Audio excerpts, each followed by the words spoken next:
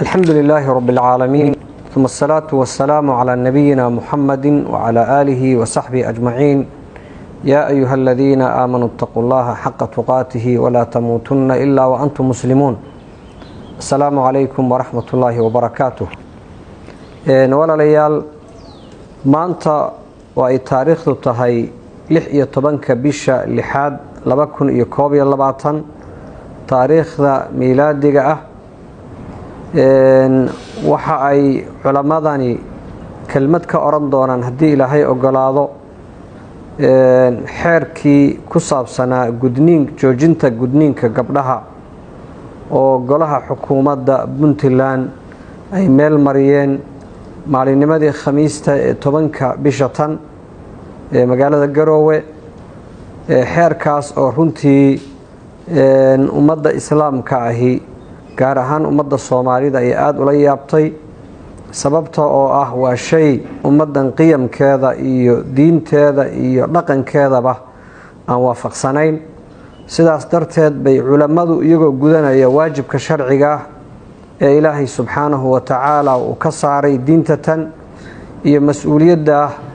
diineed iyo ummadeedba iyagoo gudanaya ayay kelmad ka oran doonaan waxa sharcigu uu ka qabo iyo wixii ay ummadda u soo jeedinayaan iyo xukuumadda iyo dawladda guud ahaanba intaas kadib waxaan ogsoonahay walaalayaal ummadda islaamka ahi ama gaar ahaan qofka muslimka ahiba khiyaar uma leh wixii diin calaaqo iyo xiriir la leh go'aankii la doono in laga soo saaro gaar ahaanna xukuumadaha iyo dawladuhu wixii diin ku saabsan maadaama muslim yahay waa in looga dambeeyaa waxaad ogtihiin dastuurka Soomaaliya iyo gaar ahaan dastuurka Puntlandba waxa saldhig iyo asaas u ah shariicada islaamka wixii khilaafsanna waa waxba kama jiraan qodobka 9aad ee dastuurkuna wuxuu sheegayaa Puntland xeer kasta ama wareegto kasta ama go'aan kasta oo ka soo horjeeda sharciga inuu yahay waxba kama jiraan saas darteed waxaan iftiiminaynaa xeerkaas inuu yahay mid qodobka ka hor imanaya sidoo kale mid ka hor imanaya sharciga islaamka mas'aladan gudniinka gabdhaha ahi waa mas'alo nabi Muhammad sallallahu wa sallam alayhi uu ogaa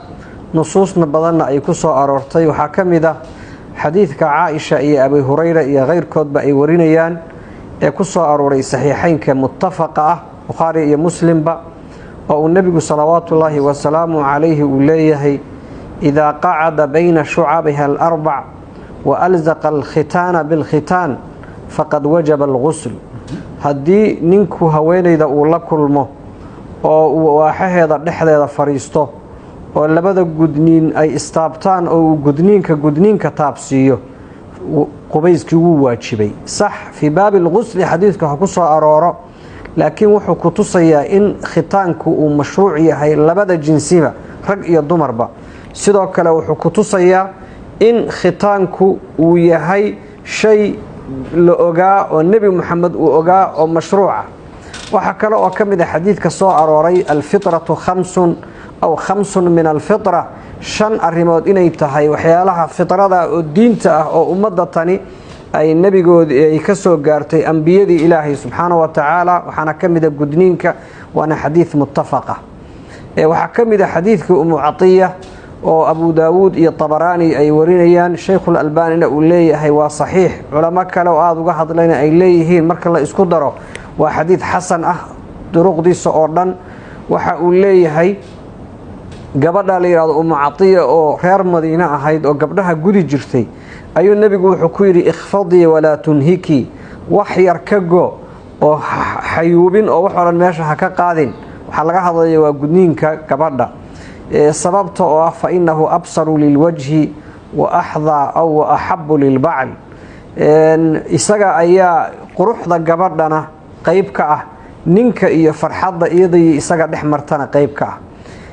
mas'alada iyada ah marka haddii ay sidaa nusuus u leedahay oo nusuustaas ay ku soo aroortay ahlul cilmigu way ka hadleen madaahibta waaweyn oo afarta ahi laba kamid ah oo madhabka Shaafiiciyada ee wadanka kan madhabka u ah iyo madhabka Xanaabiladu labaduba waxay qabaan inuu waajib yahay madhabka Xanafiyada iyo madhabka Maalikiyaduna waxay qabaan inuu yahay sunna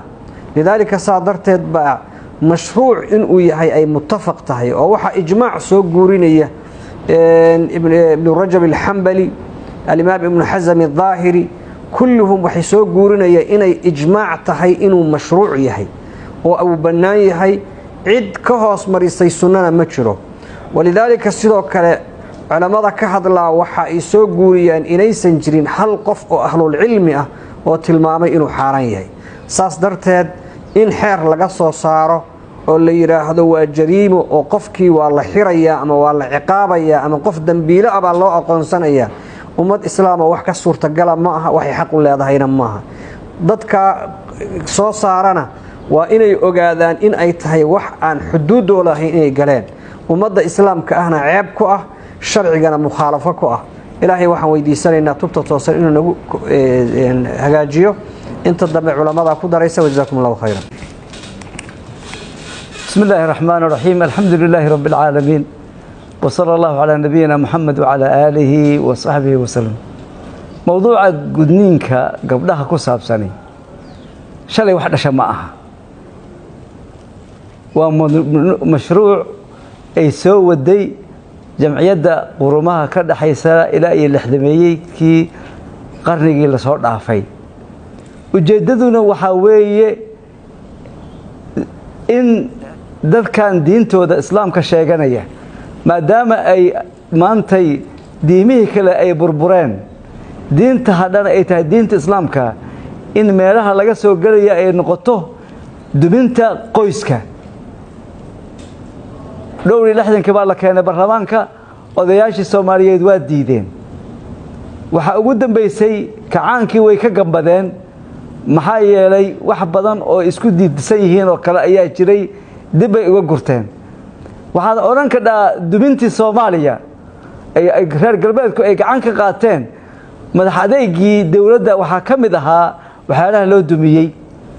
markii dawladdu meesha ka baxdana waxay soo celiyeen markii dawlad la'aan dhacday inay ka shaqeeyaan ku dadaalaan sidii gudniinka mar labaad loo soo nooleeyo war Soomaaliya maanta gabdhaha Soomaaliyeed ma gudniinkooda iyo dumarka hawshiisa miyaa u baahi badan mise waxa u baahi badan isbitaallo dumarka loo dhiso caruurta loo dhiso waxaana waa mashruuc hore weeye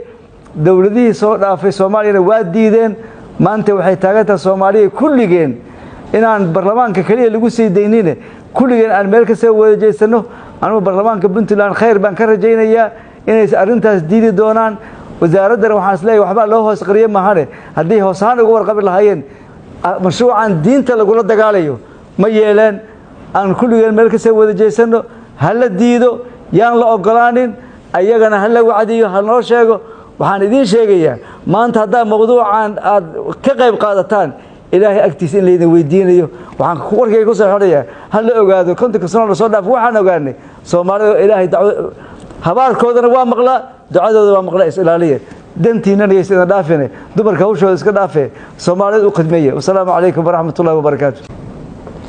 بسم الله الرحمن الرحيم الحمد لله وصلى الله وسلم على نبينا محمد وعلى آله وصحبه وسلم علمada inta ay tiribaan la qabaa waxaan ognahay baahida ka jirta Soomaaliya guud ahaan gaar ahaan Puntland inaynan ugu horeynin maanta in laga hadlo gudniinka gabdhaha sida la sheegay oxygen la'aan bay dadkeenu u dhimanayaan diyaarad kasta oo Puntland ka duusha dadka saaran 3 meelood marka loo qaybiyo 2 caafimaad bay doonayaan ama dalka gudihiisa u socoto ama dibadiisa u socoto wadooyinkii baa burbursan dekadii kaliya hayda isha dhaqaale noo ahayd baa xirniin ku dhow iyo waxyaabo fara badan oo jira sidaa darteed maanta xukuumadeena kama aan sugaynin in ay ku mashquulaan waxaan danta dalka iyo diinta midna ahayn waxaan kaloo isweydiin mudan mashruucan ma mashruuc baahida dadka reer Puntland ay qabaan ba mise waa mashruuc innaga la ina ku fardinayo dibadda la inoo kaga keenay ayadana waa su'aal meesha taagan nagu bulshadii baanu nahay dadkan ku dhex jirnaa ummaddaannu ka warqabnaa ma aha baahi ummadda u taagan sidaa darteed anugu labadayda qolaan la hadlayaayo waa golaha wakiilada oo hadda la yidhi isaga ayaa xeerku hor yaalla oo inay